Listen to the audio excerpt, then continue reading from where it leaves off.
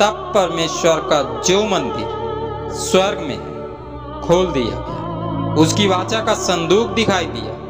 बिजली, गर्जन, भूकंप और बड़े बड़े ओले गिरने लगे। ऐसा प्रकाशित वाक्य की पुस्तक उसके 11 अध्याय की 19 पद में लिखा है।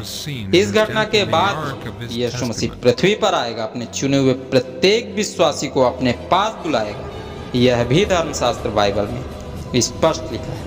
सो दोस्तों, आज की वीडियो में पवित्र आत्मा सामुएल नबी की पहली पुस्तक से वाचा के संदूक का रहस्य बताने वाला है, ताकि प्रत्येक विश्वासी आरंभ हो चुके अंत के दिनों में परमेश्वर के प्रकोप से बच सके, यीशु मसीह के साथ स्वर्ग जाकर परमेश्वर की महिमा और स्तुति कर सके। वीडियो अंत तक अवश्य देखें। चैनल सब्सक्राइब कर बेल आइकन जरूर प्रेस करें। हाय फ्रेंड्स, मैं आपका दोस्त अमित यीशु मसीह के नाम में जय। सामुएल नबी की पहली पुस्तक के 4 अध्याय में लिखा है, BC 1075 से BC 1050 के मध्य इज़राइल और फलस्तीन के बीच घमासान युद्ध हुआ। इज़राइली फलस्तियों से हार गए, उनके 4000 पुरुष मारे डाले गए। तब उन्होंने सम्मति की और लोगों को सीलो में भेजकर यहोवा की वाचा का संदूक मंगा लिया। पुनः भयंकर युद्ध हुआ। इस युद्ध में भी इज़राइल हार गया। परम पवित्र परमेश्वर की वाचा का संदूक छिन गया। इज़राइल देश से परमेश्वर की महिमा उठ गई। दोस्तों, वाचा का संदूक फलस्तियों के देश अशदोद में उनके देवता दागोन के पास रखा गया, जिसके फलस्वरूप अशदोदियों पर परमेश्वर का भारी हाथ पड़ा। उनके देवता दागोन की मूर्ति औंधे मुंह गिर पड़ी। उस मूर्ति के सिर और दोनों हथेलियां कट गई। अशदोद नगर में गिल्टियां निकली। वहां के निवासी चूहों द्वारा अचानक आई महामारी से कांपने लगे। संदूक उठाकर फलस्तियों के देश गत नगर में पहुंचा दिया गया। उस नगर में भी गिल्टियां निकली। वहां भी चूहों द्वारा अचानक आई महामारी से हलचल मच गई। वाचा का संदूक फलस्तियों के देश एक्रोन भेज दिया गया। वहां भी चूहों द्वारा अचानक आने वाली महामारी के मृत्यु से भय की हलचल मच गई।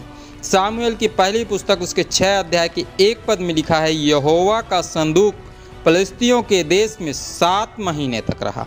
पूरा फलस्तीन गिल्टिया नामक महामारी से परेशान हो गया। अंततः फलस्तियों ने अपने धर्म गुरुओं के परामर्श से 2 दुधारू गायों को एक बैलगाड़ी में जोता, सोनों की भेंट रखी और वाहन में वाचा के संदूक को चढ़ाकर वापस इज़राइल देश में भेज दिया। इज़राइल देश के बेत शेमेश नगर में रहने वाले निवासी भी गलती कर बैठे। अचानक आई बैलगाड़ी में लदे वाचा के संदूक के भीतर असमंजसवश झांक लिए। तुरंत 70 मनुष्य मृत्यु की आगोश में समा गए और फिर 50,000 मनुष्य मार डाले गए। वहां के लोग भी परमेश्वर के भय से कांपने लगे। सामुएल की पहली पुस्तक उसके 7 अध्याय के 1 पद में लिखा है, तब किर्यत्यारीम के लोगों ने जाकर यहोवा के संदूक को उठाया और अबीनादाब के घर में जो टीले पर बना था लाकर रख दिया। किर्यत्यारीम नगर में वाचा का संदूक 20 वर्ष रखा रहा। इज़राइल का सारा घराना विलाप करता हुआ यहोवा के पीछे चलने लगा। सामुएल नबी द्वारा सुनाए गए सुसमाचार पर विश्वास करके इज़राइलियों ने अपने पापों से अपना मन फिराया। धर्मशास्त्र बाइबल में लिखा है, पुनः युद्ध हुआ। इस बार परमेश्वर ने इज़राइलियों की सहायता की। इज़राइल फलस्तीन से जीत गया। सामुएल के जीवन भर यहोवा का हाथ फलस्तियों के विरुद्ध बना रहा। दोस्तों, जो परमेश्वर की वाचाओं को नहीं जानता, अनजाने में गलती कर बैठता है, उसे परमेश्वर दंड देकर वापस सही मार्ग में लाता है।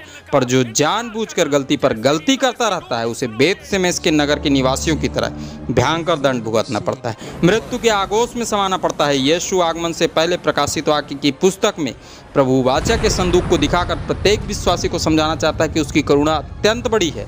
उसके द्वारा दी गई वाचाओं पर विश्वास करो।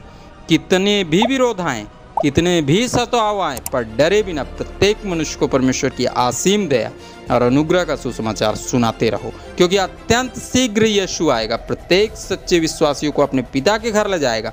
सारा क्लेश, सारी तकलीफ पलक झपकते ही समाप्त हो जाएगी। सदा काल का विश्राम मिलेगा।